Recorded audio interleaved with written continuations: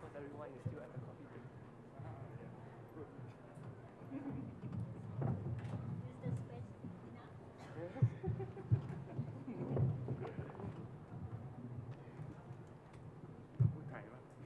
Everybody okay? Actually, I can speak Thai right now. That's a Translator? So everybody okay? Yes. Yeah. The order remains unchanged. So I will just moderate.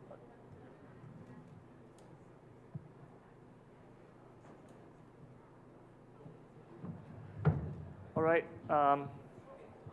Welcome back. Thank you for being on time. And I know people will be streaming in the next few minutes from the coffee break. So let's just start because we will have timekeepers to remind us how much time we have. So what's the difference between this session and the session earlier? So the earlier session was really talking about the various aspects to universal acceptance. And this particular session, we are zooming in specifically on the work required to get internationalized domain names, which is domain names in local scripts, in place. How do we get that kind of work done? So I'm just going to start very quickly regarding today's speakers. So just intro Mr. Hiro, right on the left. He is the director for JPRS and also involved in the Japanese generation panel. Then the next speaker is Mr. Wanawit. He is the advisor to the Permanent Secretary, the Ministry of Economy and Society of Thailand, and involved in the Thai generation panel. And the third speaker is Edmund. He's the CEO of .Asia and the Universal Acceptance Steering Group Vice Chair. Then the last speaker is, last but not least, is Pansri. She's the project lead for THNIC and also with the Thai generation panel involved in that work as well. So I'm your moderator. I'm Jarong. I'm the Vice President and Managing Director for the Asia Pacific office from ICANN.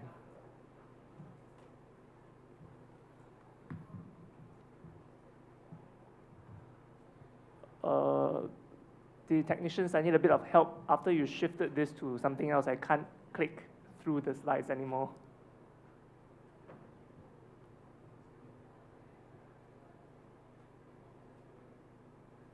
Okay, thank you. Okay, so the agenda for today, I know this morning a fair amount of what internationalized domain names are has been covered, but I know some people just joined this session also, so bear with us. We'll go through some of the basics again, and this also is a good opportunity for those that have listened to this morning session. If you found it too difficult, too technical, you get another round, another shot at it. Now, after that, we will cover the Japanese generation panel and the Chinese, Japanese, Korean, CJK panels coordination work, followed by the Thai generation panel and the Khmer Lao Thai KLT coordination panel, coordination work. Then we'll touch on introduction to universal acceptance and share some local examples on promoting internationalized domain names in the local markets. Then we'll do discussion. So I know that there's a lot of interest in having more discussion, so I'll have to ask the speakers to try to keep to the time. Now, very quickly, just to let everyone see the context.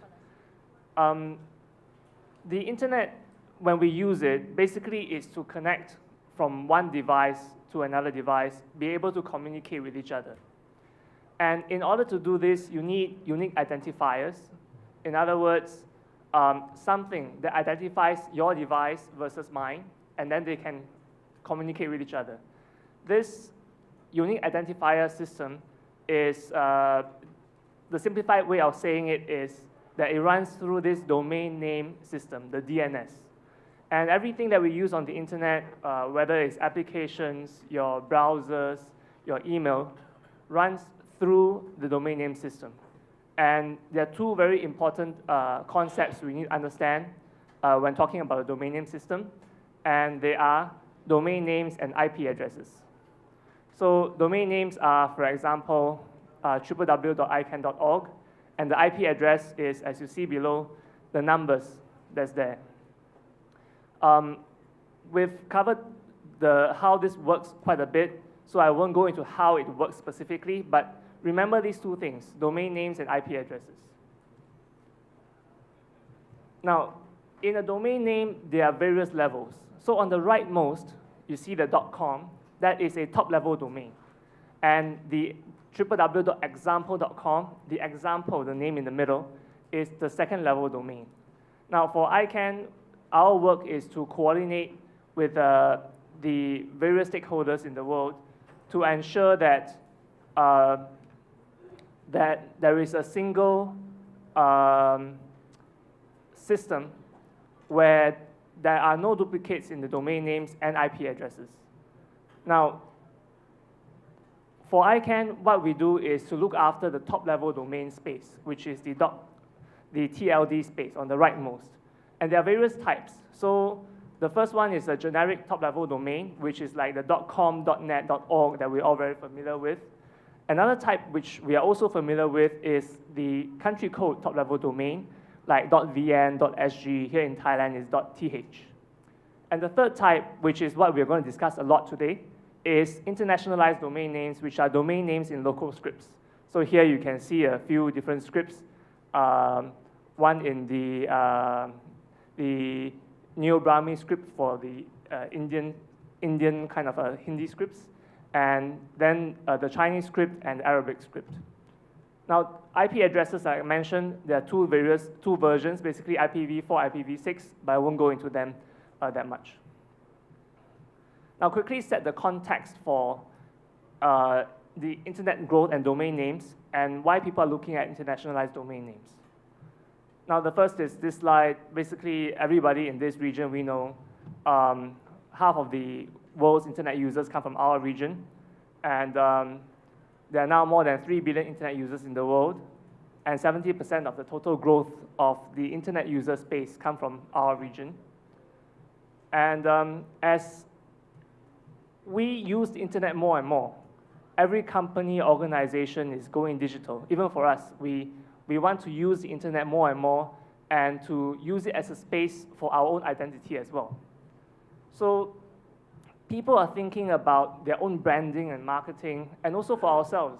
How do we, the business models, how do we use it online? How do we brand ourselves online? And it's very strongly tied to domain names because it's easier to remember your own brand name like Nike.com or Microsoft.com. It's online. So if you want people to find you, you have an easy to remember domain name that allows them to associate themselves with, and the users, your customers, they can easily go onto your website and access the information there or access your products or services there. Now, as the internet expanded and more people come online, we realized that the traditional original 22, what we call legacy generic top-level domains, .com, .net, .org, they seem to have a limitation because all the good names are taken up. So like, restaurant.com, if you want to buy one, it's very difficult. Office.com is taken up already. So at any new people coming onto the internet and wanting to have your own domain name are finding it harder and harder because there's not enough space for that. So the domain name system is currently expanding, and it has expanded to now over 1,200 top-level domains. So it includes things like, for businesses, .nike, .chanel. For groups, you can also have .wiki, .catholic. For regions or cities, you can have .nyc, .tokyo, and also internationalized domain names. In this case, it's two examples here on the screen for you to see. So why is this important? Now, we have about 3+ billion internet users in the world, and there are currently over 300 million domain names. Now, we're all talking about the next billion users. And if we look at the next billion users coming online, how many more domain names will there be that can service this next billion number of people? And this is my own personal take. if right now it's 300 million domain names servicing 3 billion internet users, we're looking at least a growth of another 100 million domain names. And that's a very conservative figure because for each company, very often, you don't only hold on to one domain name for yourself. You would register various domain names that's related to your business. So that builds it in. The next thing also is that if we only think about English, that restricts the number of domain names there can be. But when you open it up to local languages, then your various local brands in your local languages will all be in that space, which allows people to access.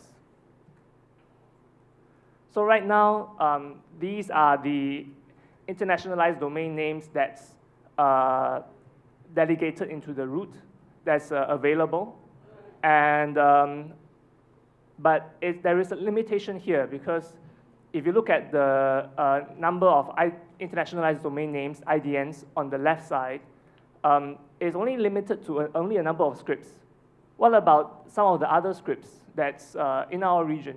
Are they here? They're currently not here. And what do we need to do to get them available, to be part of that internet infrastructure, so when people want to use it, they can? So this is the key question that we need to answer here. Now, I'm going to go a little bit into a technical area, just to give you an example of what kind of work is required to get that kind of work done. Now, on the left is a typical technical term for the Latin-based domain names that we are very familiar with, and it's basically called the ASCII domain name. So www.cafe.com, and basically it's limited to the A to Z letters. Now, on the right side, there's the internationalized domain names, and the kind of challenges that you have to look at it is very different from the ASCII one. The ASCII one focuses on the English letters A to Z, but for internationalized domain names, it's not always based on letters, and even the letters themselves are different. So what is a letter in the script? And are all letters unique in the script?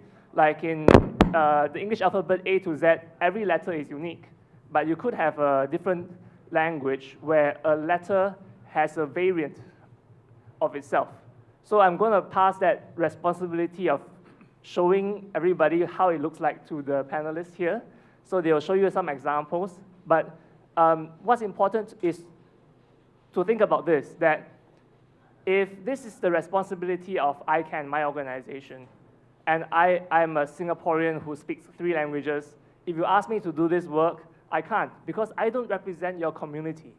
So we need your own community, who is well-versed in that particular script that you are using, to put that, to determine what character or letter can actually be a top-level domain. So that really is the key work that we need to do, and we need to work with you directly. So this slide basically is to say that in each community, for example, in Thailand, we have to gather technical experts, linguistic experts, policy experts to come together, look at the Thai script, for example, and decide which letters, characters can be a top-level domain, which ones are variants, which one cannot be, decide the rules for it. Then once we decide on the rule, it then goes into a larger pool of all the various scripts, and that can be used for top-level domains going forward. And that work, by putting these experts together, you form a generation panel. So that's why you heard the words like the Thai generation panel, Japanese generation panel, because that's the work, that's the panel that the group of experts come together to do that kind of work. So the current status is we have 19 panels formed currently, covering 28 scripts, and it's actually a very small number. So there are many other scripts that's currently not covered. The work currently completed is Arabic, Thai, Lao, and the Khmer script. They have finished their work. And some other work that's under progress includes the Chinese, Japanese, Korean panels, the Neo-Brahmi, Cyrillic, and also Latin. Why is Latin? Latin is based on ABC scripts, but there are others like Vietnamese, for example, where your A has a hat over it, or A with a smiley on top. How do you include those in your scripts as well? And some other work that needs to start includes like Myanmar, Sinhala, Tibetan, Tana scripts, and also other scripts as needed accordingly. So this is one example of how the work is required. It's a very complex looking table, but this one is an example of the Arabic script where the panel, the generation panel has to look at every single letter in the script and decide which are the variants, which one can be a top-level domain, and which one cannot. Now, there are various ways to get involved in this work. The first one is actually to tell us whether you want your script to be available for a top-level domain. And that's when you can write to us, to idmprogram@icann.org. The other one is when the work is being done by the panels. They will be sent out to be available for public comment, so you can provide your comments there. And the third one, of course, is to sign up and get regular updates accordingly. So this is where I'm leaving this portion off. Then I'm going to hand over to my colleagues, Hiro and Wanawit, to talk about the work that involves their specific generation panels. So I hand over to Hiro first. I'll give us a minute to change the slides for you. Okay. So going to my slide, please.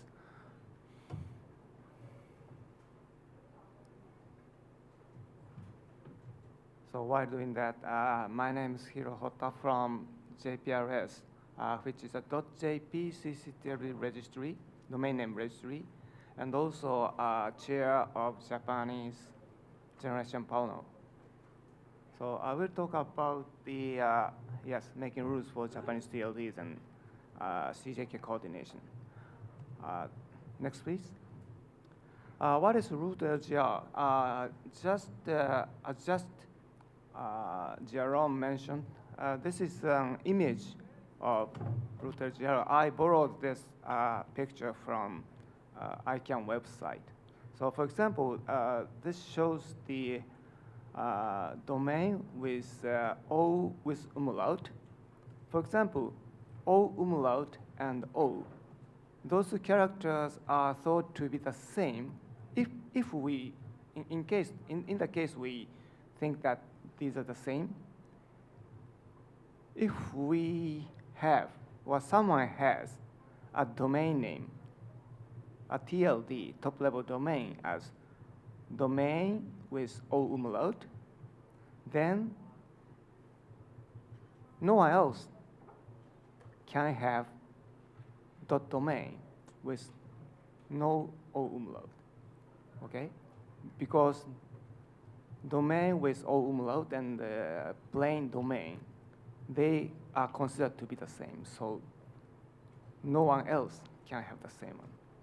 Okay, next one, please. So what Japanese generation panel does, it is usually the same for all the language generation panels.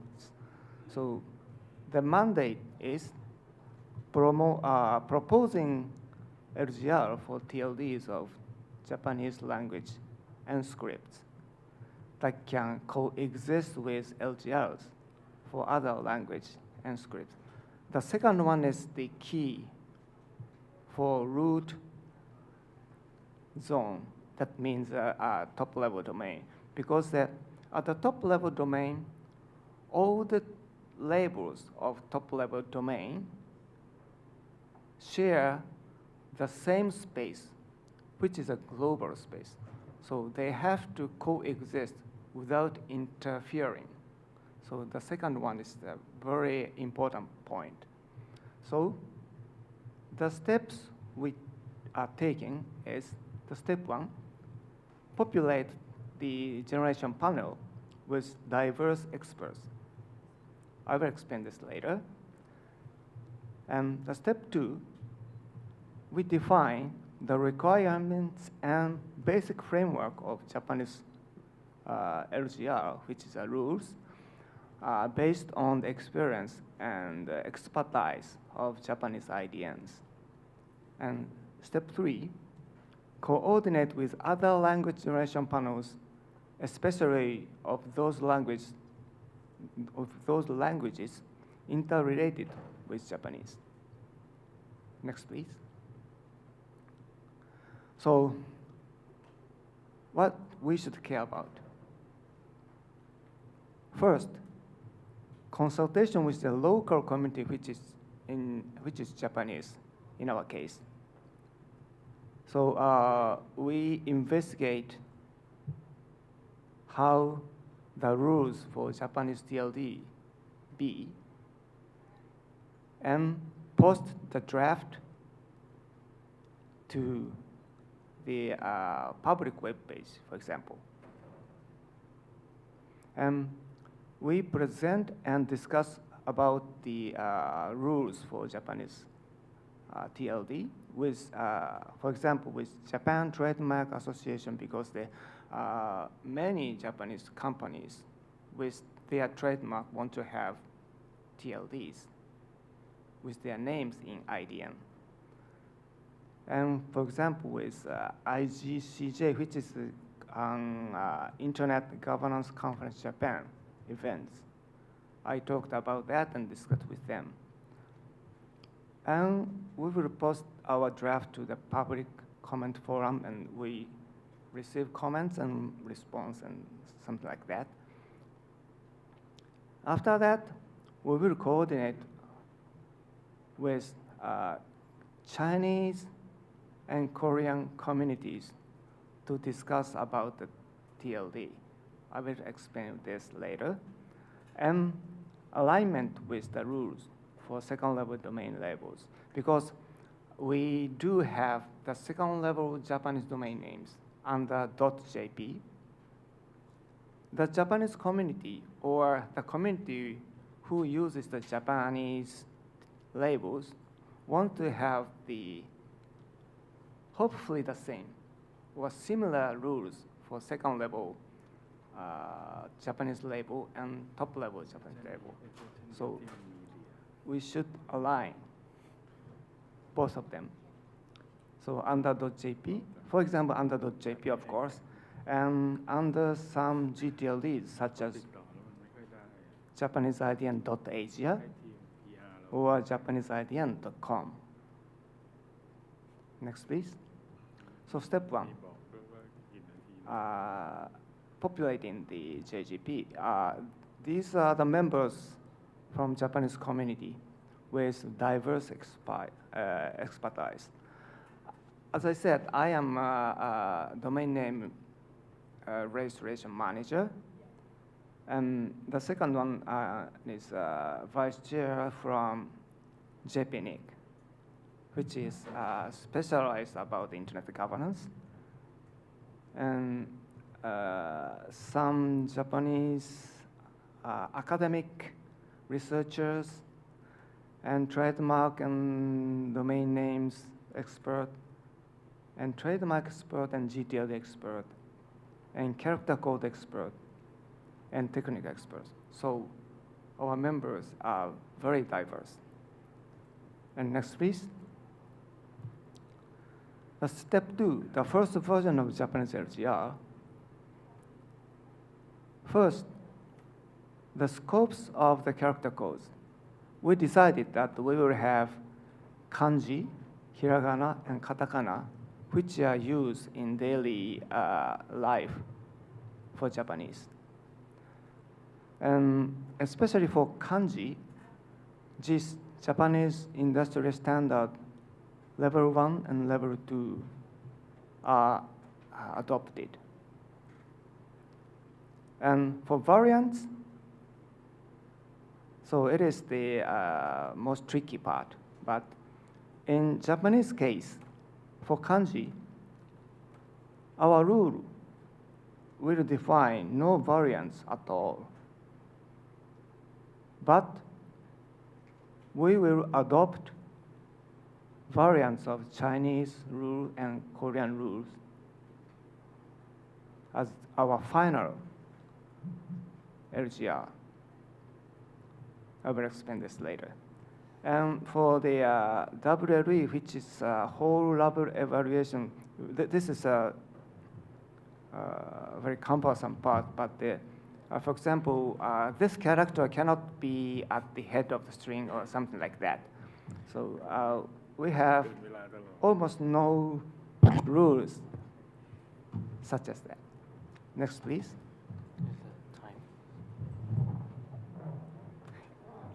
Okay, and CJK coordination. This is a chart showing that Japanese, Chinese, and Korean share the same scripts and share the same characters.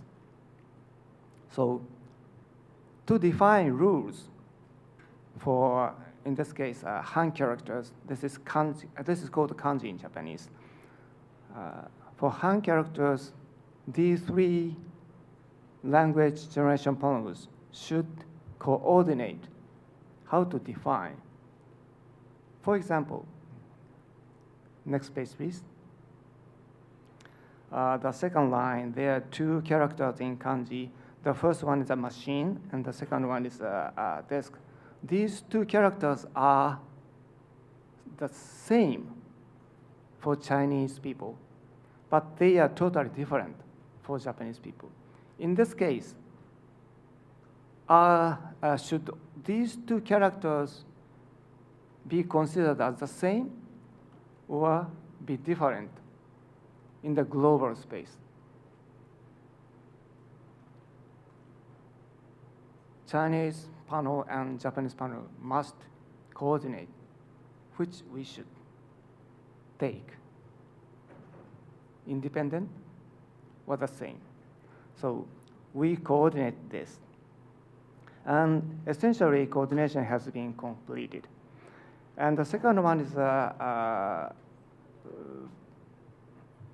maybe I should skip this because it's very complicated.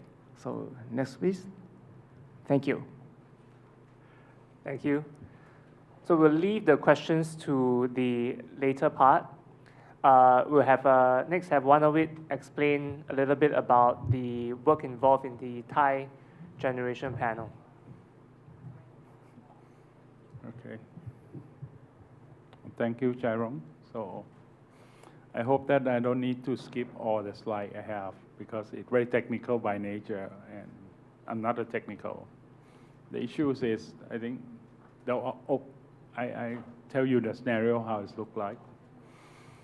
The Thai language has stopped the development work since, let's say, before the millenniums. And we rely very much on the technology suppliers.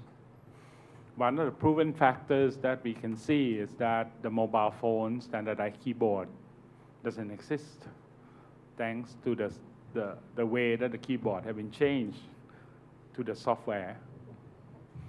So the scenario we're facing is when we start this work, we have to go back to a lot of documents since 98, 99s, and even before that, the research paper. So we're not really, I'm not the linguistics also as well, just not a really deep technical, but let's share that how we start. A lot of people don't even know that the Thai characters have been used in terms of Thai script, mean the Thai character using in 35 language. We also have to understand that the code point that coming from the Unicodes, like some earlier discussion, is designed for printings.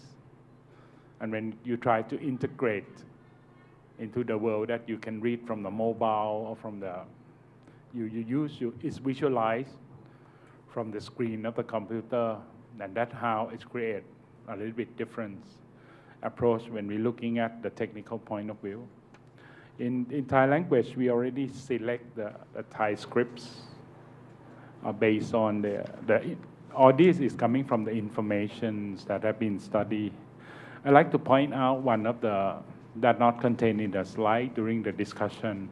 We found out that the Thai character have been widely used for written form of Bali language and have been used in the religious.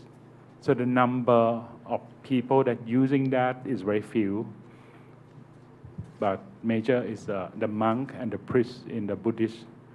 And that, even though the number of the people that use is small, but the significance of the meanings of the language it's important. So we also have some discussion there.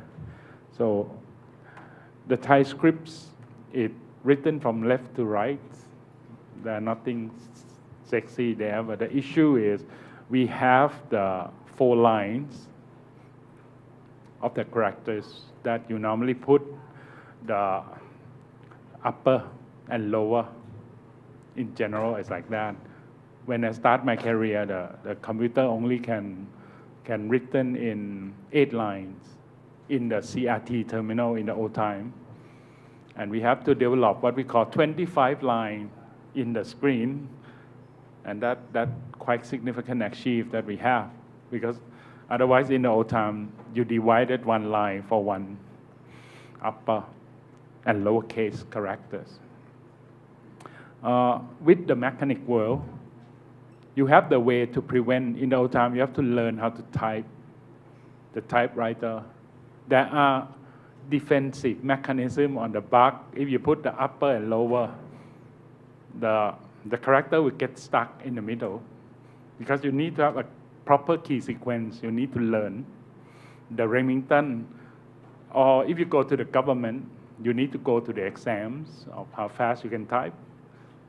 It's very crucial, because when you have 4 lines, and that is a problem. But today world, you don't need to know Thai language. The next slide we show how it looks like. If you have like this, upper and lower, which are the one that you key in first? And the computer is not that smart, so they will not understand that 3 characters you need to put it in. So then the key sequence is one of the problems that big issues. And initially, the search engine do not aware of this, and we have been proved together with the technical team that are the exist problem for the search engine on the lower and upper characters. So let's move on to the code points. Okay, I'll not go to that much of the detail, but we have been dropped out. Thai having starting from 71 code point, it means that 71 code. So we decide to drop 3 code out, totally excluded. For the Thai people, they will understand. Like Mayamok is used to tell that we repeat the first words. In Laos, they use Mayamok. They still keep that code point, but in Thai, we exclude the code point, because we did not see the needs to have this on the top level domains, and we eliminate the confusion. So I share, this is a detail you need to go through. So if you are not the local generation panel, so how could you achieve this?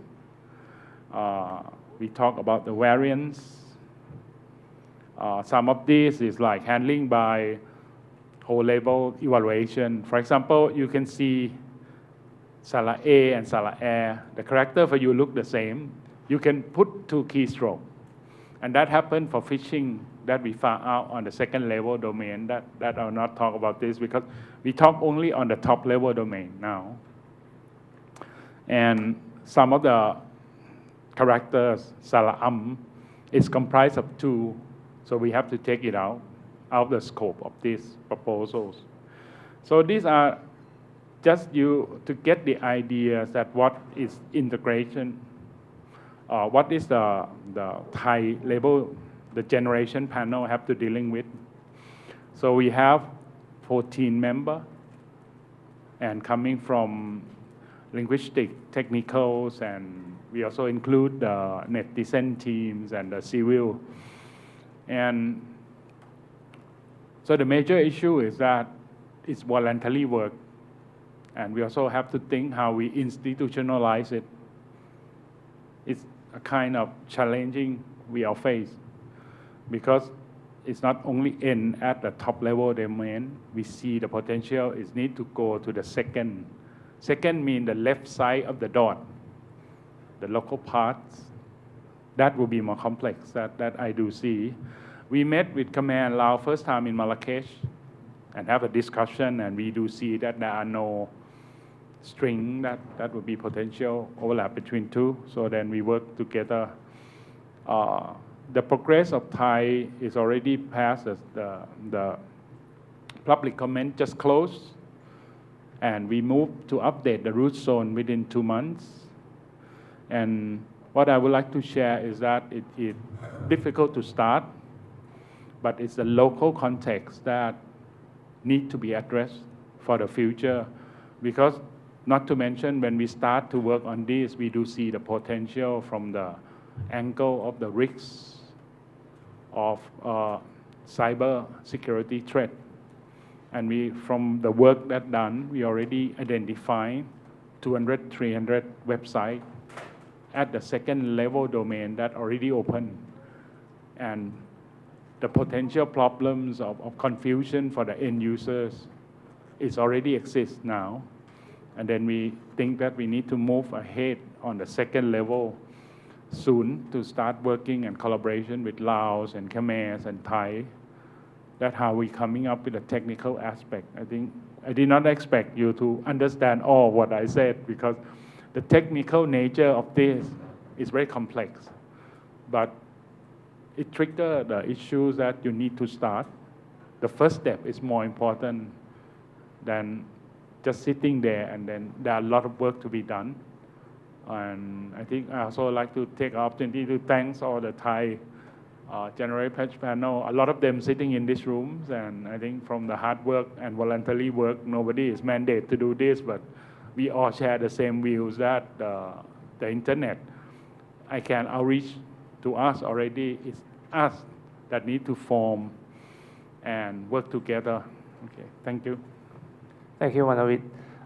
So my two takeaways also is just, the first is that there is a lot of local work that's required, and you can see every script has its own unique features, and in it has its own variants, and as a result there will be challenges when you want to put them up as a domain name. So that's one piece. And the other piece is that when we could think, oh yeah, it's Thai script, so we just get the Thai people involved. But then actually there's also all the overlap with other scripts, or for example, like a Japanese script also. There's an overlap in the scripts with other communities. Then when you want to put it up as a global infrastructure, you need to think of how to coordinate with the other communities as well. So this is an important piece of work. And now we're only looking at 28 scripts within ICANN, and we're looking at more and more people coming to us to ask, oh, I want my script to be available as well. And that requires work and collaboration from you guys to help us to do that. So those are a couple of my own takeaways. Now, we'll move on to the next segment for Edmund to start talking a little bit more. And in relation also, earlier he covered some points, but like I mentioned, please do bear with us because for the newcomers in the room. So Edmund will cover about universal acceptance and its challenges, and I'll hand it over to Edmund, please. Thank you, Jarong. This is Edmund Chung here. And starting off, we talked a lot about the policy challenges and actually some of the technical challenges. But I guess it's really when the rubber hits the road that matters. And this is what universal acceptance is about. Universal acceptance seems like motherhood, apple pie stuff. But really what it is that domain names and email addresses, them being able to be used across all the systems around the internet. And I'm going to talk a little bit more about that, but and especially the work of the UASG, the Universal Acceptance Steering Group. Those of you who were here earlier in the previous session, we talked a little bit about the UASG as part of ICANN. Actually, I want to moderate that a little bit. It is started from the ICANN community, and ICANN is providing some funding support to it. So the question about why isn't ICANN doing more about this, I think it's still valid, and I think ICANN is trying to do something about it much better than many years ago, but I still think ICANN can do more about it. And also, before I jump into here, what is interesting about this topic is that the changes required for most systems to accept IDNs or internationalized domain names and email address is actually not that difficult. What is difficult is that, think about it, every single piece of software on the internet deals with domain names or email addresses in some way, shape, or form, whether it's putting it in the database or displaying it for you. No piece of software actually that's useful on the internet can be completely immune from dealing with email addresses or domain names. That is why it is complicated. And earlier, somebody asked about what ICANN is actually doing. Is the ICANN systems themselves IDN compliant or universal acceptance compliant? Well, I can say that they have been working very hard on it, but this is a little story that I like to tell. 2 years ago, when we started down this process, the CIO of ICANN came out and said, yes, we're working on this, and we're going to be done in 9 months. Very strong. 9 months. We're going to be complete. Half a year later, they came back and say, we're not going to be done at least for another 2 years.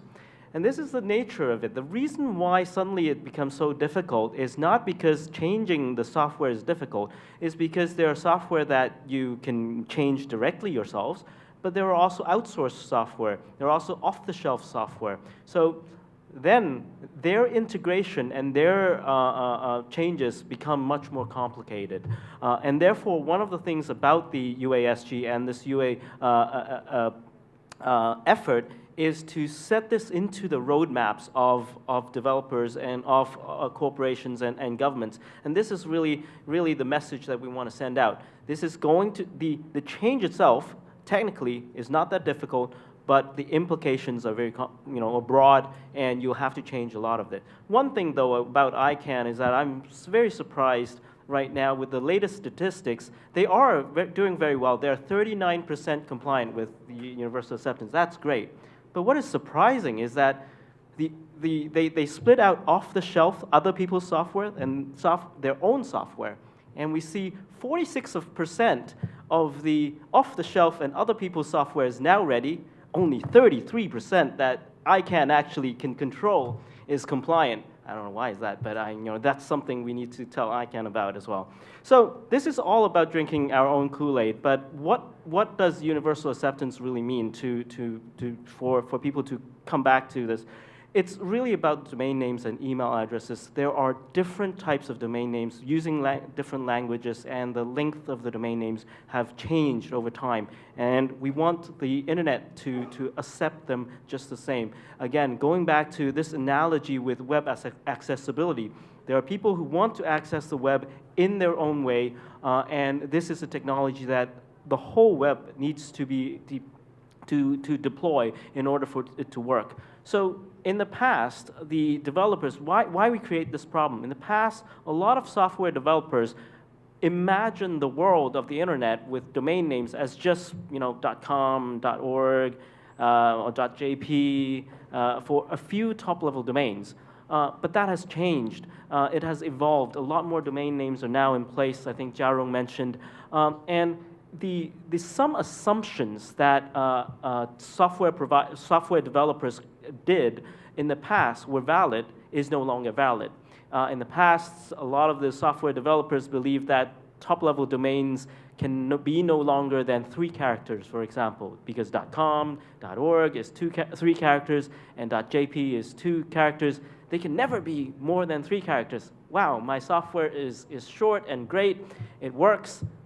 It no longer works because there are domain names that are longer than that. And that's why it needs to be changed. Email addresses in different languages. Again, spam filters may have considered and created assumptions that if the email address is in some weird character, we're going to block this. This looks very suspicious and looks like spam. That is no longer correct. Those assumptions have changed. And in terms of universal acceptance, that is what we're talking about. And therefore, it is not just the email systems themselves, it's not just the domain name systems themselves, nor even just your browsers or your email clients. It is about every single database that is keeping, storing, or processing email addresses and domain names. every piece of that software across the internet, and think about it, millions of software. And therefore, that is the reason why we need to tell people about it, and to become ready. And also that this tells us that we are not going to be ready in a very short time. However, we hope to keep pushing this until we hit a critical mass. I think that's the direction that we're taking, and that's what the Universal Acceptance Steering Group is about. And one of the reasons why we are focusing on email addresses, and especially internationalized email addresses, is, think about it, if your systems are capable of handling internationalized email addresses, it means that you can handle different domain names, and you can handle the new types of domain names and email addresses. It is not that just because multilingual email addresses are so very important, it is because dealing with this and solving this issue will solve all the other issues for internationalized domain names and longer domain names themselves. And that's the reason why we're focusing on it. And what do we really mean? And one of the things that the UASG has been focusing on in the last 2 years of our existence is to define the problem so that software engineers around the world can tackle it on a methodical way. And we've identified 5 key areas to accept the IDNs and EAIs, the internationalized domain names and multilingual email addresses, to be able to validate them or change or update your validation mechanism. Because right now, a lot of software would validate whether it is a true email address or a true a valid domain. Those needs to be considered. How you store it. Is your database able to, are the fields of your database able to hold the domain names and email addresses? The processing of it, you processing the payment, for example. Can your payment processing handle an email address that is in native language? And of course, the display of it so that the end user can see it properly. And right now, the UASG has been working on, for the last 2 years, we've worked very hard on a set of documents, and you can check it out at uasg.tech. And we have a first set of, we think, very solid documents, but they are living documents, so your comments and feedback is very important as well. But armed with these documents, we're going out and hitting our target audience. They are the developers, the directors, and the influencers. So basically, the doers, the influencers, are the decision makers. These are the first group of people that we're focusing on and telling them that, hey, the internet has changed, and you need to upgrade your system. And so it comes back to really, why bother? Who cares about this? We've been talking about this for so long. I think one of the key aspects is that it really enables, it's an enabling platform. Domain names and email addresses are the foundation of our internet and how we communicate on the internet. You can think about mobile apps, but every mobile app behind it has to be connected with some domain name. That is, just the fact of life today. And that is why we need to address this as a cultural and diversity matter. And this is not a new feature. If we tell the world that this is a new feature that you can sell to the world for extra revenue, that's probably not going to work. It is about complying with the upgraded standard. The internet has upgraded.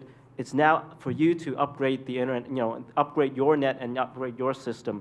And this is all about consumers' trust as well. Because when your customer comes knocking on your door and they're not able to use their own email address or domain names, then you start to have a problem. And that, again, as I was saying, then the time for you to complete that process is going to be longer than you think. And this is the reason why.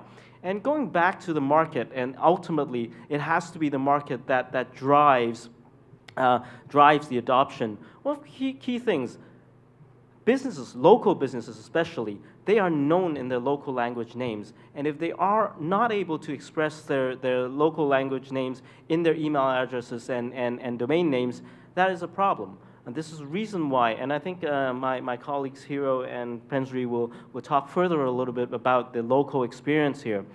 But also things like search engine. You think that search engine replaces domain names, but actually you think about, you can say that people are not using their own native language domain names, but they are actively typing in domain names in their own search results, search keywords in their own native language. And I see that we have Kuo join us here just to let you know the reason why we're rehashing some of this discussion is we have a number of newcomers here, and please bear with us, and I'll be wrapping up very soon.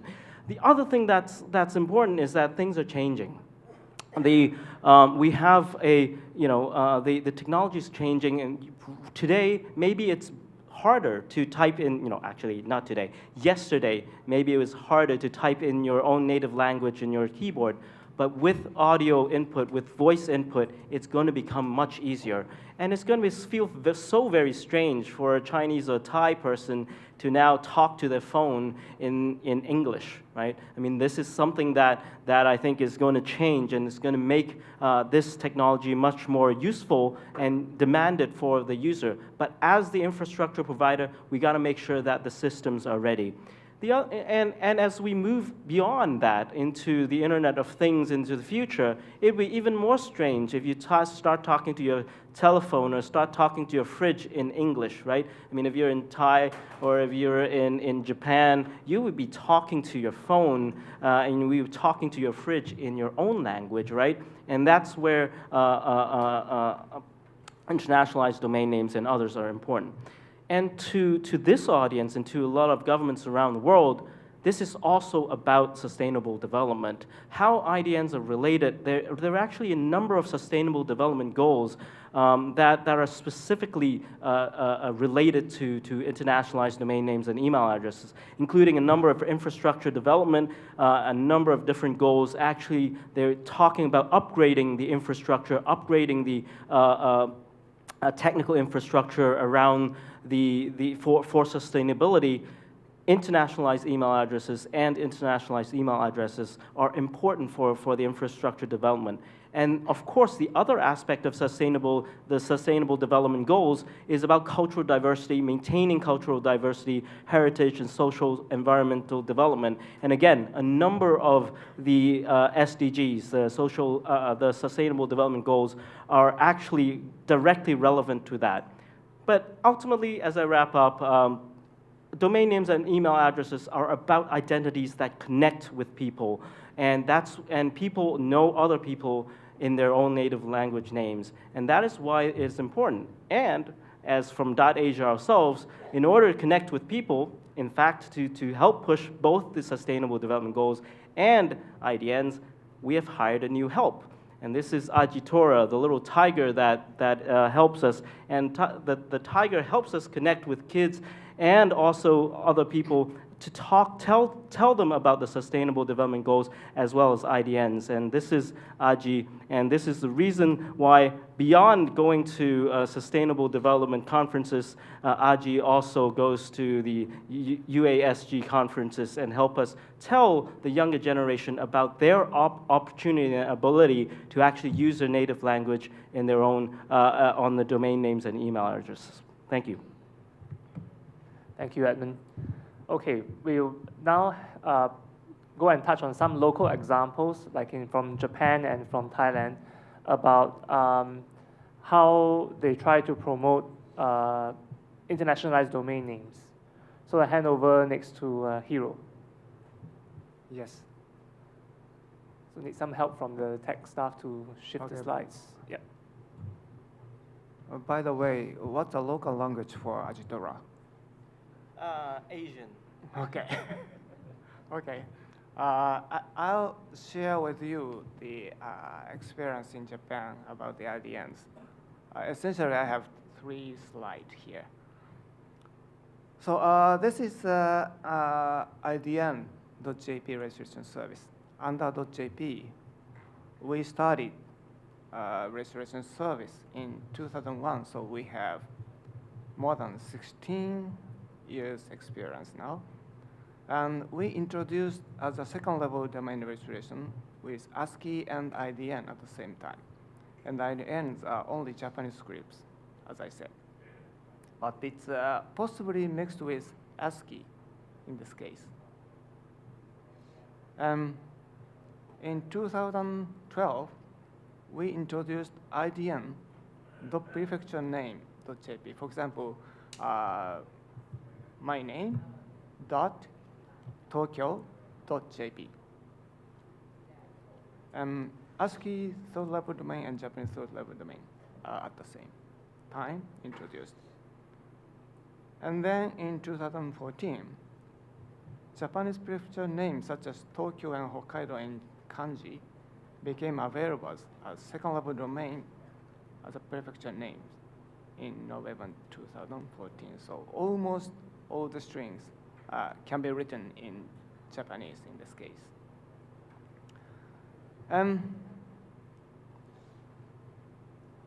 This is a graph that shows the number of registrations of IDN.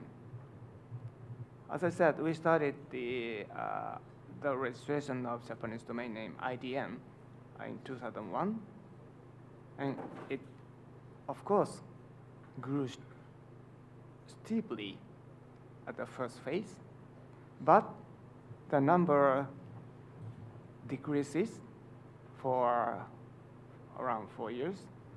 And after that, it steeply grew again. When in ICANN meeting, the Internet Explorer 7 publicly mentioned in the IDN aware IE7 publicly mentioned in ICANN meeting. And after that, around 100,000, more than 100,000, but it slightly decreases gradually.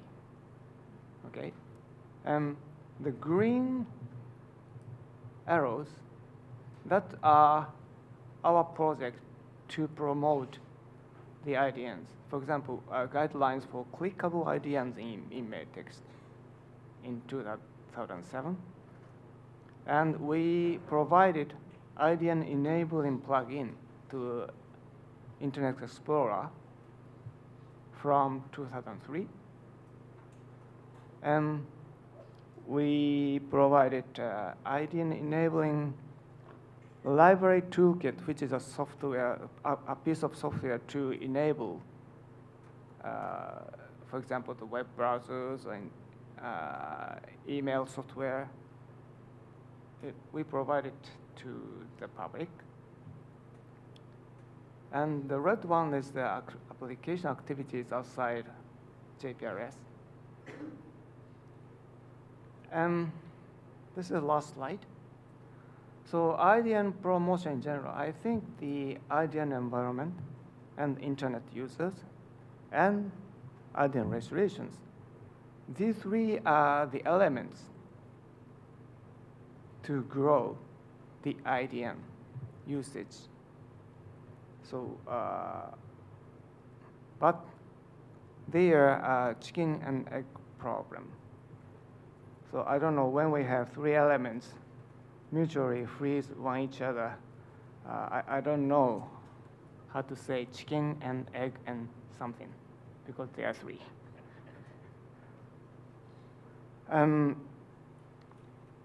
Rather seems to be a negative feedback when we see the slight decrease of the number. However, as we presented in the previous session and this session, restorations and potential demands are rapidly growing, maybe. For example, IDN CCTLDs, .1 and I think they .thai, right? And IDN GTLDs, there are many now, so the demands are growing, we see. For example, in Japan, to promote the restorations, we set the domain name price of IDNs to be the half price of ASCII domain names to promote the IDNs. It's cheaper. IDN is cheaper than ASCII. For example, we, the JPRS, the domain name registry, put up websites with only IDNs, with no ASCII equivalent domain name. So we cannot redirect the IDN's website to ASCII website. So if we want to use the website, the user must type in the IDN. So it's a kind of experimental case, but we did that. So we registered 6,000 IDNs with Japanese railway station names. And the website introduces the information around the station. And some internet users come to browse the website, such websites, with, of course, only through IDNs. And here are the numbers of IDN domain names and IDN usage. Maybe in the previous session, Kuo asked about the number or statistics about the IDNs. So at this moment, we have 8% of IDN registrations among all the domain name registrations under .jp. So for example, 11 years ago, there wasn't 14% registrations are IDNs. So the number is decreasing, and also the percentage is decreasing for the IDNs. And I wanted to see how IDNs are used, not the registration, are used. So we checked the DNS query, which is a domain name access traffic statistics. We checked that with the number of queries. So then we see that in 2005, only 1,500 domain IDNs were accessed. But in 2016, 30,000 IDNs are accessed.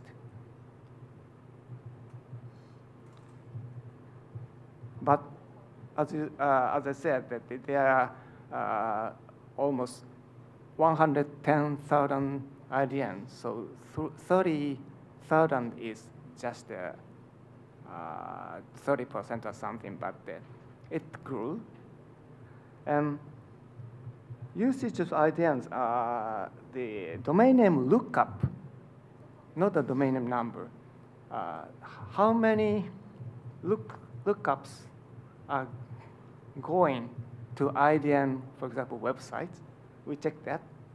In 2005, it was just 0.01% of lookup was to the IDNs of all the lookups. And 2016, it grew to 0.2%. 20 times, although it's a small number, but I think it's a kind of silver lining. Thank you. Thank you, Hiro. Some very interesting stats. Now we will have Pansri share the Thai experience, then we will have discussion. Need some help with the slides here? Hello, everybody. I hope that some of you attend the previous session, and some of you are new. Just come into this session. So some of my slides will duplicate my colleague, but at least let me give you some figure of Thailand.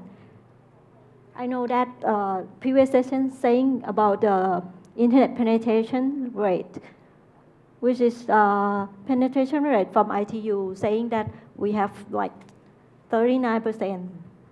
while the NBTC or National Broadcasting and Telecommunications Commission of Thailand saying that we have 43.5 million, and you may have questioned why the number is not that consistency.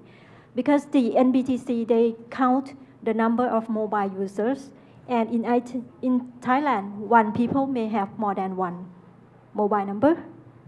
That's why the number of NBTC is over the IT one.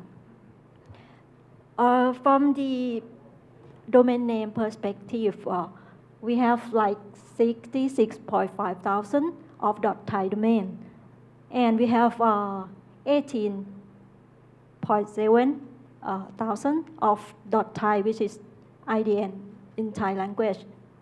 So you can see that we have more than 25% of domain in IDN. Our system, our registration, we give Thai domain for free. That means if you are registering .th, you will get like one domain matching with .thai. So we are talking about EAI because it is the application of IDN. So beyond the web, email is the another communication channel that using or utilizing IDN. So as of June, we have like 845 email address in Thai, but since up to yesterday, the number increased to like 1,000. So this is the THNIC Foundation focus. We, as the internet infrastructure provider, we think that domain name and email address are the internet infrastructure for all. So we try to promote the local content through the IDN, and we encourage that every provider provide the universal access for all. That means we shouldn't think only about what is the number of internet penetration rate. We need to think about the people that has been left behind, like people that they don't know or they never learn about English language. They cannot type English language, so they can use only Thai. So we should focus on that one too. So this is the transliteration problem. So we talk about the language barrier, but this one will show you why we need IDN. So please let me introduce you Kun Khai. Khai Khai Khai Kai. เป็นเจ้าของไข่เจ้าของฟาร์มไข่ไก่ฟาร์มไข่ไก่ของคุณไข่กำลังจะ go ออนไลน์คุณไข่จึงไปจดโดเมนเนมในชื่อว่าไข่ขายไข่ไก่ .com ฟาร์มไข่ไก่ของคุณไข่น่าจะไปได้ดีแต่ไข่ไข่ไข่ไข่ .com ไข่ขายไกลไกล .com ไข่ขายไก่ไข่ .com ไก่ไข่ไก่ไข่ .com ไปกันใหญ่แล้วปัญหาเกิดจากการที่ชื่อเว็บไซต์หรือบริษัทเป็นภาษาไทยแล้วนำไปจดชื่อโดเมนแบบทับศัพท์เพื่อให้ทุกคนไม่สับสนและเข้าถึงเว็บไซต์คุณไข่ได้เอางี้คุณไข่เราคนไทยพิมพ์ภาษาไทยไปเลยค่ะไข่ขายไข่ไก่ .thai เก๋ไหมล่ะเพียงแค่จดโดเมนเนมเป็น .in.th ก็จะได้ .thai แถมไปด้วยหรือจด .thai เลยก็ได้เราก็แถม .in.th ให้อยู่ดีที่ THNIC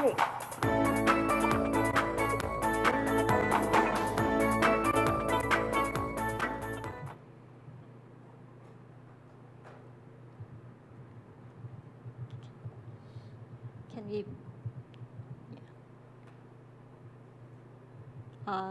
Please bring my slide back.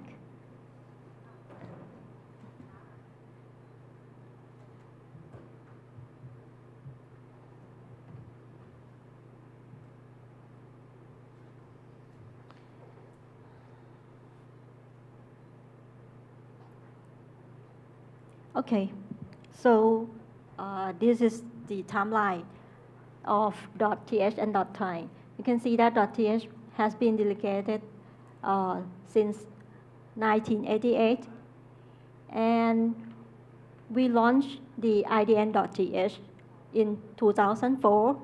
Like Edmond said, that the IDN has been introduced since like 1999 or 2000, right? Yeah. So we start studying the IDN and provide the service under .th since 2004, and since I can have the fast tag CCTLD in IDN, so we joined that fast tag and we got .thai delegation in 2010, so we can provide the .thai registration in 2011. And early this year, we launched the Thai EAI service. And we promote, we have a lot of activity to promote IDN and EAI. As I said, EAI, we think that is part of the IDN utilization, so we're focusing on Thai EAI. This is some of the example of Thai IDN with local content. We're focusing on the local content from the sub-district administrative organization, Thailand, like also the Tourism Authority Office.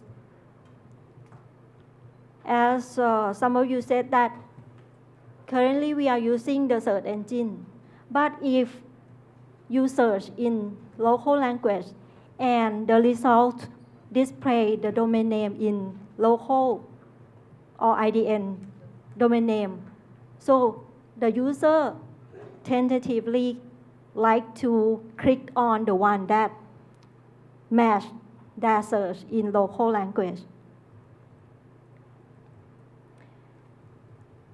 As I said, we provide the EAI for Thai people.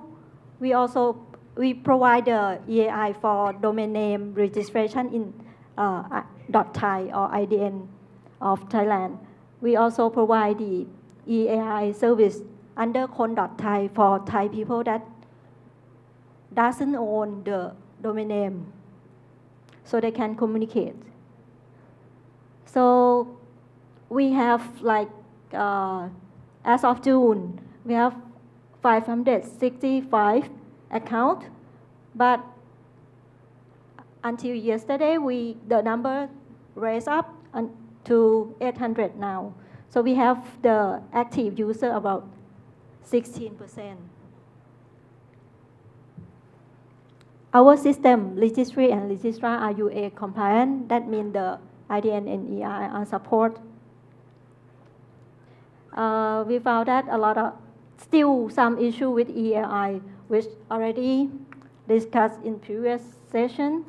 And we think that we need to do outreach more to all stakeholder, like user, developer, and service provider, so that they can work together or interoperability between email provider. Some of you think that, you might not, or we might not need email anymore, but we are the infrastructure provider. We should not limit the creativity of users. They may not know that what can be done currently, but they might, if they know the technology, they might think about something that will compete with others, with existing one. Yeah. So we should educate and empower users. And we believe the same as CNIC that the EAI can be the cyber identity for the digital economy. Yeah. Okay. Thank you. Thank you. Okay. Let's take the next 20 minutes for discussion. And I just want to seed one question out to everyone, and people can come in at any time. And if you have any questions, also you can feel free to raise. But the key question I want to raise is that there are different views regarding whether IDNs are useful or whether there's a market for it. But really, I think that for our region, there is people see the need, and whether the market itself will go very far with it, we're not sure.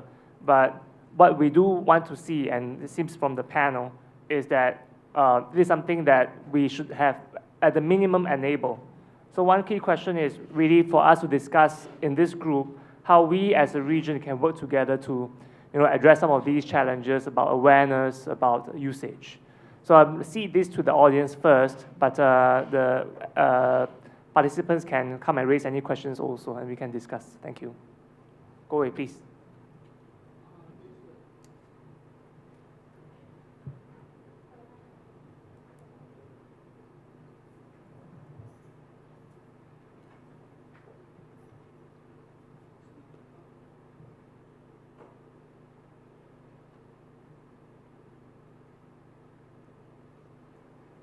Are you using the one behind?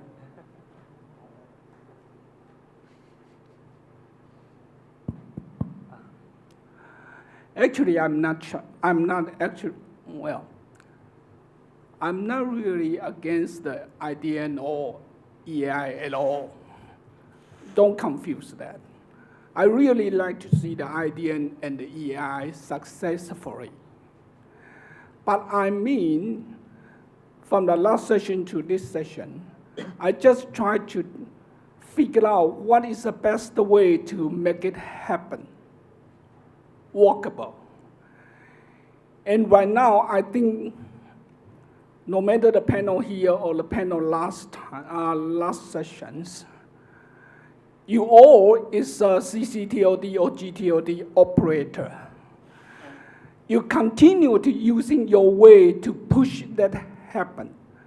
But did you really try to understand the people, the really individual, what they really want and how you can approach them, they can convert and to make the IDN and EAI workable. And I was a marketing people before. If you are marketing wrong, no matter how much effort you did, how much passion you are, it cannot be happen. So I think here we should have leave more time to know the other people instead of you keep talking about the same thing again. So I really like to ask all the people here, the audience in this session, how many of you before today you know the IDN? Please raise your hand. How many of you before you already know the IDN? And second of all, for those people you raise the hand, you know the IDN before, how many of you use the IDN? Please raise the hand again. See, you see the number is getting less. I'm not talking about you. You are CCT. You are the TOD operator. Next, how many of you using the EAI? Please raise your hand. Now you see the problem. They know, they heard, but you can see the people use is getting less and less. And maybe it's a much better way to ask them get onto the panel to tell them why they are not going to use, instead of you keep telling the same story to them.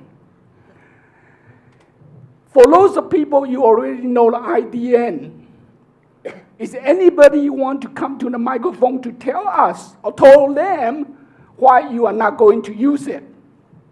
Please. Thanks, Goy. I think that's a very good question. I think we should have a few people from the participants come and share with us. You know about IDNs, but would you use it? Why wouldn't you use it? Just come and share with us your thoughts, please. And Professor Kanchana, just go to the mic and let's have a queue. I think it'd be quite interesting to gather some of the thoughts from the participants. Yeah. Okay. Listen to them. Just want to ask a different question. For those people who are in this room, how many years you've been using the internet, and what is your educational background? Okay, so how many years? Less than 5 years? Okay, less than 5. Raise your hand. Okay, Nobody. none. Okay, so what I'm trying to imply is that we have more than 80% of our people who are outside this community and who are not yet, been introduced to the internet. And those people have been, obstructed because of the language problem. So what we are doing today is not just for the people in this room. Thank you. Thank you. Thank you, Professor Kanchana. I think that's also very insightful because the reasoning behind IDNs is really for people who cannot type English, and that if you can access internet in your own language, then that will help you a lot. But in this group, might be hard for us to understand. But let's go to TH and form a queue. Share with us your thoughts, please. Okay, sure. The mic is on. Okay, this is TH, and I think because I actually encourage my daughter to use IDN because I think a lot of young kids in this region are using mobile phones to browse on the internet. And if you really go to e-shopping site like some of the largest Taobao, Alibaba, or the Shopee.tw in Taiwan, you can see the URL has been turned into something like emoji URL. I'm not sure if you've seen that kind of application or implication of the new communicating with your friends using emoji, and emoji can be turned into like some sort of morph into another form of ideas, and it is very popular among the young kids on shopping site. So if you get a notification from some shopping site, you can see the URL turned into a smiley. The URL, it could be a song, it could be some acts like that. And there's I think there's one trend coming up because there's a Hollywood movie coming out at the end of this month. It's called the Emoji Movie. So there are Hollywood is presenting some cute emojis that is very dominant in the young kids' life on your mobile phones. I think we could probably use that kind of movies like a very powerful awareness tool or ways of communicating with the general audience. And the movie is coming up. So I really encourage everyone to take a look at how that movie is picturing the emoji in everyday's life. And I think that would be a good idea or punch on our face because we've been in the industry long enough and we should think outside of the box. Thanks. Thanks, TH. Kaveh, before we go to you, Edmund wants to make a quick intervention. Actually, in response to the emoji question first, that's a great idea. And I think personally, I'm very supportive of exploring that. I want to highlight one thing though. Utilizing emoji in domain names is problematic right now because the standard doesn't allow it. What we need to do, first of all, is create the standards because one of the things about pushing for IDNs is making sure everyone is standards compliant because we want them to upgrade their systems. So we don't want to create something non-compliant and then get them to upgrade. So that brings me to a catch-22 problem that Kuo Wei also mentioned. I think, yes, we have been, from registries and the industry, we have been trying to reach out to the end customers and telling them about it, and they have responded. I wanted to, when you look at .jp and also .ta, many of them, there was an initial surge in interest, there's an initial surge, and then it dropped out. Why? Why? Because they can't use it. Because as a registrant, not the end user on the internet, I can't set it up with my hosting. I can't set it up with email. I can't do it. That is the key problem, and that's what universal acceptance is about. So we are hearing from the end customers, but if we push the product and try the market to push it, we're creating more problems than it's solving. And that's the reason why we need to push it back to the what UASG is right now trying to do. Thank you. So thank you. Cover Reinsberg. So my comment is about, actually, I think we need to separate the concepts within this universal acceptance, because, and I see a bit of contradiction, because we talk about market and open market, and then we talk about like pushing people to use this. If it's open market and people don't want to use this, they don't. Nobody sat on panels for Facebook, for example, to say add this language to your interface, correct? Facebook as a business saw the benefit. Nobody told people to add authentication with Facebook, but people saw, okay, there is a big community, there is a big authentication system, so why not use that, for example? So I understand where you need to push, and that's the infrastructure. Infrastructure has always been pushed by governments and others, but we shouldn't combine the content, which is actually the IDN domains and things like that, with the infrastructure, which is having the CCTLDs or having having basically the core internet services support IDN. And it's very important to understand the scope of infrastructure, because email, at least in my book, doesn't fit in infrastructure. Email is an application. Routing, BGP, for example, addressing, transport, TCP, UDP, their infrastructure. The DNS is infrastructure. Email is not. We can argue that if you add it as a national authentication system, then yes, email will also become an infrastructure. So first, let's understand the boundaries of infrastructure and then see where we should push, because again, the market, I think we shouldn't try to manipulate the market. If there is no interest, there is no interest. You're right, tomorrow there might be, I need to talk to my phone, so there will be a need, and then people will put money and there will be incentive. So if we just focus back on the infrastructure, I think the most is done. Yes, there need to be work, for example, to have more CCTLDs on board, to have basically a bit more on that infrastructure side, but not much in what I heard here, like trying to push people, trying to push use, or even introduce the technology to the mass, because again, use Google or Facebook. Nobody went around and say, hey, Facebook, there were no, I didn't see any Facebook ads, like advertising the Facebook on a billboard. You go to fb.com and try use. So I don't think we should do that. I think we should just focus on making sure the infrastructure is properly there. And then the market will happen, or if it doesn't, it doesn't. Hi, my name is Satish and I'm from India. I'm associated with APrIGF and the India SIG and the APSIG. I have a point regarding IDNs that it is not just a matter of convenience for many of us, but it's also a matter of identity. And from that perspective, it is not just a technological choice, it's also a necessity from the point of view of several kind of aspirational goals of people. So that's one part. Second part, I have a internationalized email ID, which has got two non-Roman scripts on either side of the @ I find it extremely difficult to use for various reasons. Primarily the fact that the user agent or the browser support, the client support, it's all very tough. But I still persist in using it as a matter of, well, I want to prove a point that it works, and so that people can see it and more people can adopt it. I have also a comment on the emojis, the emoji-based domain names. There's a lot of, the community seems to be divided at this point, and as Edmund says, is maybe because of the fact that there are no rules, standards. I would urge that the technical community build these standards so that the community, especially the young people, they want to use it, and we are at this point being a barrier to them. Thank you. I try to bring another 2 points. You know, it's about the time for the audience, not the panels. Okay, so first of all, I think even in here, we are in the communities, and you can see very few people using the IDN or our EAIs. And you are talking about, oh, we are looking for another group. Those people don't know the English. That is a potential target. And they are not here, first of all. Second of all, to be honest, for those people, they might don't use the computer. They use the mobile phone.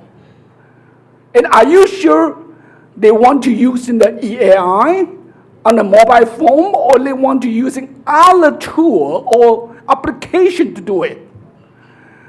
So if you want to promote IDN or EAI, maybe you need to use a different strategy and talking to them for those people not in this community. The number 3, I'd like to point out, you keep talking about, oh, we are looking for Gmail, we're looking for Microsoft to help us. You know, Gmail is dominant us. Do you want to dominate by Google? Why don't do by yourself? You make the Google, you want to Google Gmail making the EAI for you. You make the Google more dominate everything. Is that a right idea? I fully don't agree. It's crazy. We make the Google bigger and bigger and bigger. So do it by yourself. Thanks, Gore. Interesting points. Let's move to Haley. Last comment, and we have to wrap up. One note on that. We are trying to make Google interoperable. That's different from making them better. You make them interoperable is breaking open Then they will dominate it. Come on. This is Haley, and I'm a fellow this year. And I want to respond to the previous question about why we don't use it, why we know it. And actually, I know there's some different language of domain name, but it's that we don't know what exactly or what they what kind of domain names in different language are available now. Like when you see the name card, or when you see the promotion advertisement, no one used their domain names in different language. That's the problem. We can't get access to it.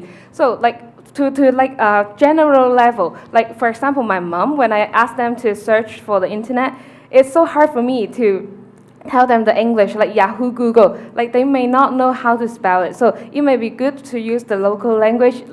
I think and you some of people have mentioned that it is not it's not for the people in this industry or not for the general public. It might be focused, the target group might be the minority or the people with a small group. But are we talking about helping the minority, or are we protecting the language, or push enabling the local language to step in? So for me, it's more on the diversity, why we have to use English at the website, why we can't use our local language.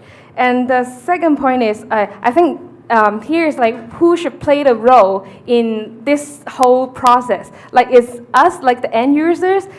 When we don't know there is something this product or this platform, how can we promote, how can we use it or demand it? So I think I want to know why Thailand government is initiating or playing an important role in the whole process. I think it would be good for us to take a look at an example as well.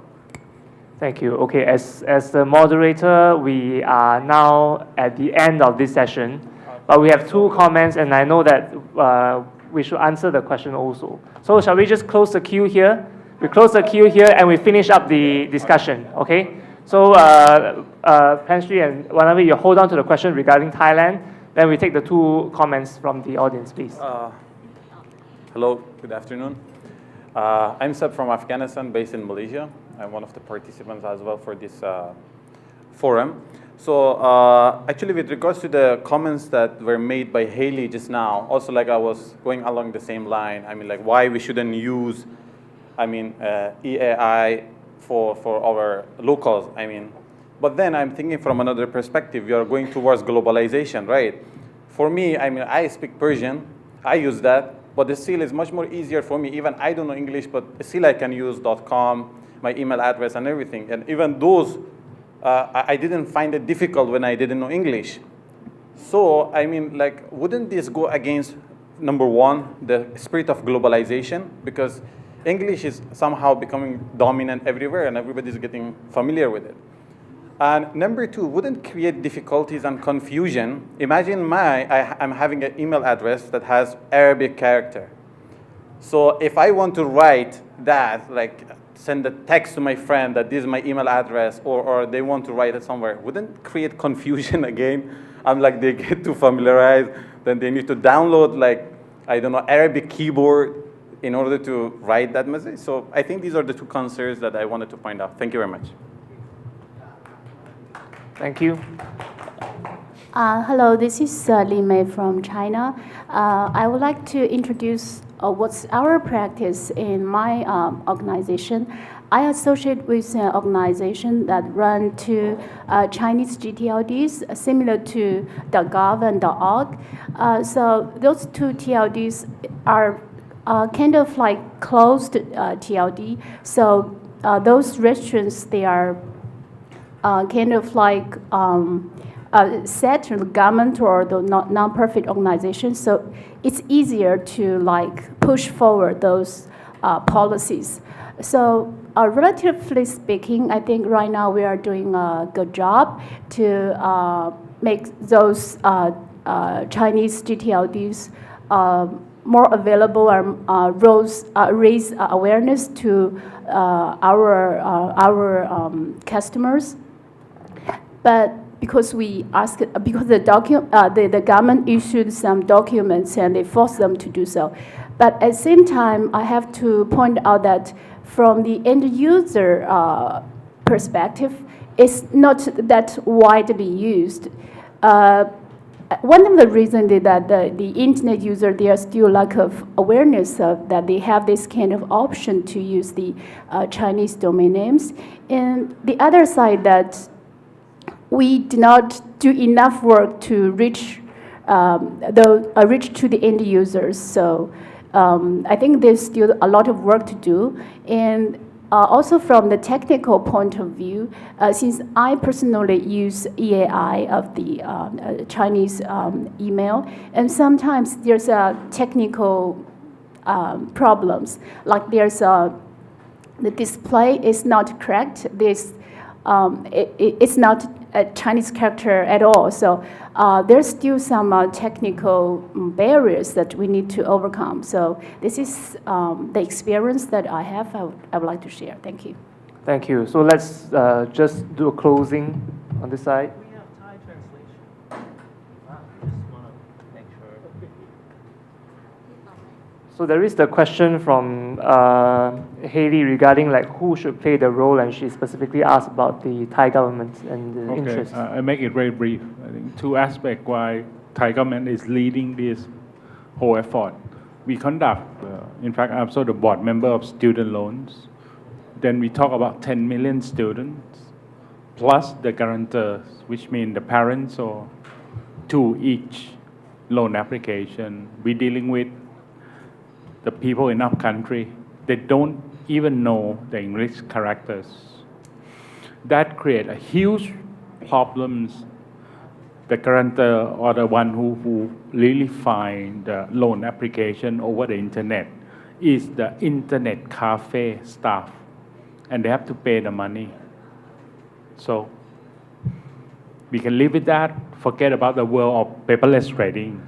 It's cost the government $10 million for holding a stupid piece of paper. Is $10 million going to go to the students, or we just keep working on all these stupid paperwork and how to reach that the identities of the people if it's still based on something they don't know, and that are the problem. That's why we address that issues that it's so important to coming up with a proper data. We look beyond the EI. People only use the mobile, but they cannot use for the contracts, for the services of government.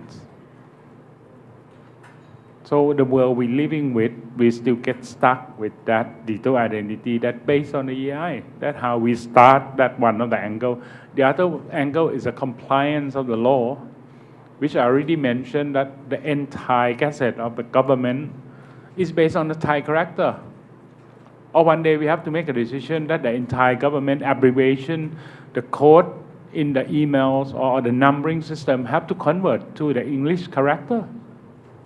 So I think that over my dead body, then if I'm still living here, and that the things that the government try to reach the showstopper point that, okay, let's teach 50 million people to speak English and understand, or that's the situation by the government, so simple. I hope I answered. Thank you. Thanks, Wanavit. I think your response also answers our friend from Afghanistan regarding, would it create confusion? It might, but then it helps to solve certain local problems as well. Now I have to close, but thank you everyone. Thank you so much, the panelists. Let's give them a round of applause. And thank you, participants also. A lot of comments and very useful debate and thoughts there. So thank you very much. Have a good lunch.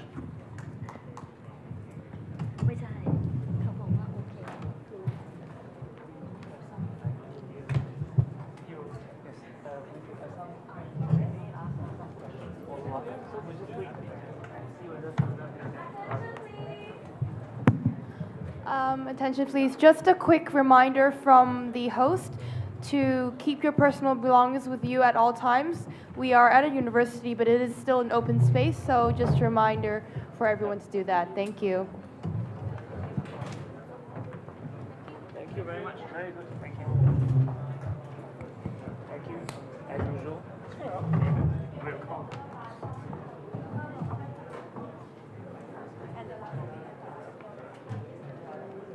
And the lunch will be at Sala Plakio, like yesterday dinner and yesterday lunch. So if you are not sure where to go, you can ask the staff that will be like around here. Thank you.